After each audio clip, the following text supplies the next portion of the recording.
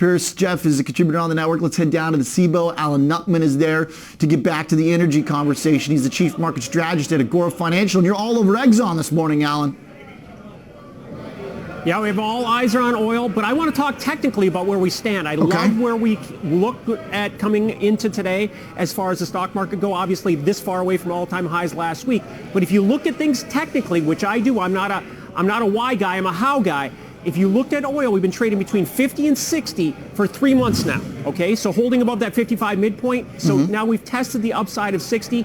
I'm not here to call the catalyst, but this is the breakout that I was looking for in this base. All right, so doesn't it need to keep moving to break out? I thought it's just now at the top of the range, Alan. Well, it's above 60. That's a healthy sign here. Okay. So I think that's very much a positive. Let's remember that, we were at 75 last October. So I don't think this could be a dampener on the economy. So this technical breakout, we'll see how it follows through. But I think a lot of oil and energy stocks have been depressed and offer some good value compared to the rest of the market.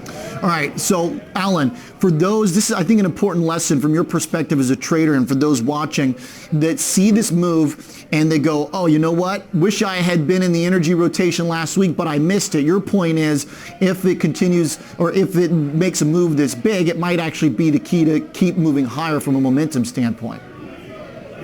Right. It'd be very aggressive to say this is the top in oil and this is just a one-day burst. Right. It could happen, but we'll see. But that's why I use options, and we look to see, see if we can get some further follow-through on this. But let's talk about the sector itself. The sector itself has lagged behind the stock market in general, so it has some catching up to do. From a risk-reward standpoint, I'd rather be a buyer of some of these energy stocks, and I have been down here at these levels, waiting for it to have that little bit of a rubber band snap back. Okay, let's talk XOM. How do you want to structure the trade? By the way, not exactly there's some energy companies here, Alan, that have got a lot more short interest, that have got a lot more sort of pent-up energy, I would think, to explode higher. Why are you choosing XOM? Well, Exxon was a Dow dog play before today. Oh, yeah. So I was looking at this last week, and this is a stock that's stuck in a range between 65 and 85 for the past year. So today, we pushed above 75. Now, we're back below it temporarily, but that's a breakout of that midpoint. So that, to me, is very much a positive. And I've been seeing insiders accumulate options in this particular stock, looking for some value. Let's look at this stock being up 6% in 2019 compared to the Dow, which is up 17%. So it's got a 10% catch up here to get to normalize with the rest of the Dow itself. So what I'm looking at here is an in-the-money option, a November 67.5 call. Again, let's remember that low is 65. So I'm able to buy an in-the-money option that's going to act like the stock. It's at a discounted level from where we are right now, and that option's trading for about $7.50, and it's about $6.50 in the money. So it's like buying the stock, but not tying up as much money. All right, interesting. Alan, what will you be looking for this to, I mean, I know you're not a why guy, okay, but I imagine with something like this, if the technical move starts with the news flow, you got to watch the news flow?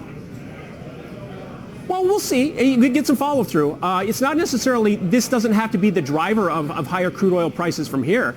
The market's been relatively strong. There's been a lot of reasons that you could have seen crude oil sell off in the last year, and it really hasn't. And if you look at the correlation between energy, if you look at crude oil chart compared to the overall S&P market, it's very highly correlated. So I think it's got a lot of upside here to participate in this recent rally that we've seen in stocks that's left the energy market behind for now. All right, nicely said, Alan Nuttman. Macro to the micro, exactly the way we like it. He's a chief market strategist at Agora Financial. Appreciate it, Alan. Looking at that long XOM trade. Okay, we'll be right back to talk some more of the big picture. Before this move in oil, just